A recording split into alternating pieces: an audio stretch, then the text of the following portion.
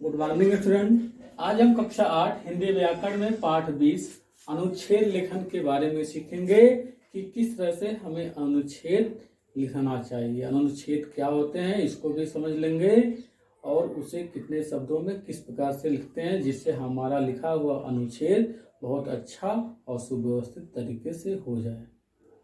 तो सबसे जान लें कि अनुच्छेद लेखन किसे कहते हैं।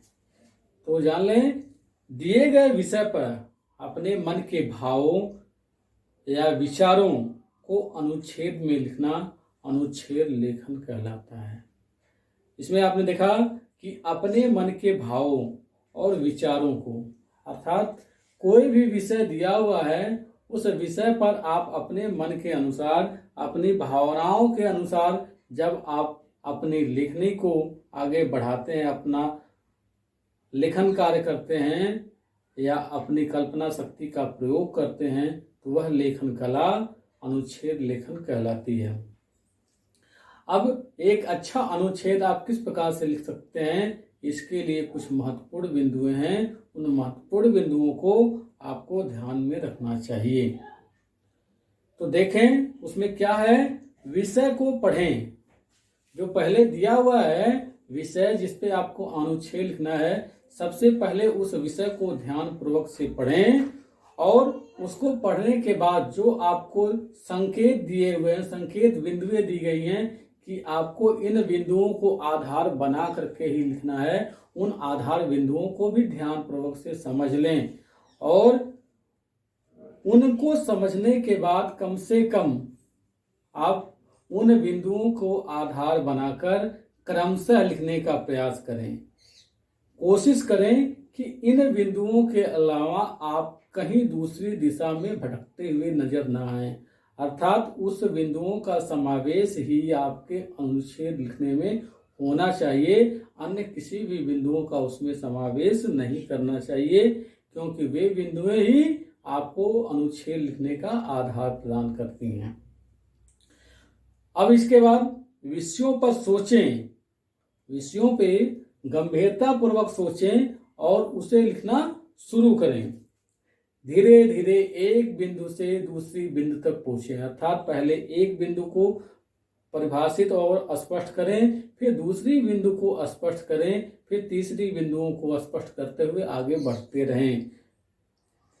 अब देखें उसमें प्रत्येक बिंदु, जो भी बिंदु आपको दिया गया है उस प्रत्येक बिंदुओं को आप रेखांकित करें, जिससे यह पता चले कि आप कौन से बिंदु से कौन से बिंदु पर जा रहे हैं, जिससे आपका अनुच्छेद स्पष्ट होता जाए। इसके अलावा इसको लिखते समय वर्तनी की शुद्धता पर विशेष ध्यान देना चाहिए।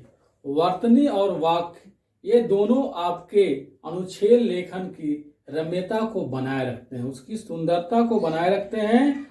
आप सही वाक्य निर्माण करें। जो भी शब्द पे आप मात्रा लगाएं, जिन भी वर्णों पे आप मात्रा लगाएं वह गलत ना हो, अर्थात इसमें अशुद्ध कथनों का, वाक्यों का या वर्तनियों का कोई स्थान नहीं है।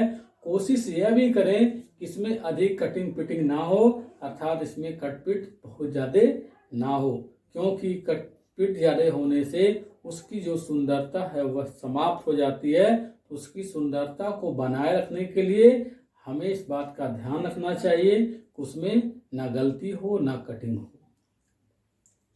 इसके लिए आपको कोशिश करना चाहिए कि आप जो भी वाक्य लिख रहे हैं वह छोटे छोटे हों, अर्थात वे सभी वाक्य सरल वाक्यों में लिखे गए हों।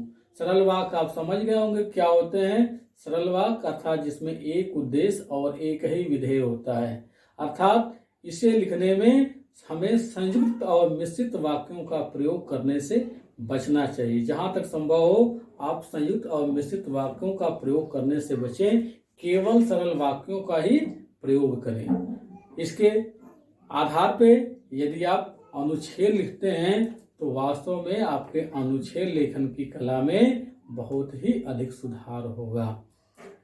तो इस तरह से यह भी ध्यान दें कि जो शब्द सीमा आपके अनुच्छेद लिखने के लिए दी गई है, क्योंकि अनुच्छेद लिखते समय एक शब्द सीमा निर्धारित की जाती है कि आपको 50 से 60 शब्दों में लिखना है कि 40 से 50 शब्दों में लिखना है, कि 80 से 100 शब्दों के बीच में लिखना है या 100 से 120 शब्दों के बीच में लिखना है, तो उस शब्द सीमा का भी ध्यान रखें, क्योंकि यदि शब्द सीमा से आपका अनुच्छेद कम होगा, आपकी शब्द संख्या कम होगी, तो वह अनुच्छेद की श्रेणी से समाप्त हो जाएगा। और यदि शब्द सीमा अधिक हो जाएगा, बहुत ज़्यादा अधिक हो जाएगा, तो वह निबंध या कहानी के रूप में बदल जाएगा। तो हमें सब दिए गए शब्द सीमा का ध्यान रखना चाहिए, कोशिश करना चाहिए कि उस शब्द सीमा के आसपास ही आपके कथन, आपके अनुच्छेद लेखन समाप्त हो जाए। तो आपके पाठ्य पुस्तक में बहुत सारे अनुच्छेद लिखने के लिए प्रसंग दिए गए हैं, तो आप उसमें से सभी प्रसंगों पे स्वयं से अभ्यास करते हुए पेज नंबर 176 अर्थात 176 पेज पे दिया गया है। कुछ संकेत बिंदुएं भी दी गई हैं और यह कहा है कि निम्नलिखित विषयों पर लगभग 100 से 120 शब्दों का अनुच्छेद लिखिए। तो आप इसमें से प्रत्येक पर स्वयं लिखकर अभ्यास करने का प्रयास करेंगे। उम्मीद है आपको अनुच्छेद लिखने की कला आ गई होगी। धन्यवाद।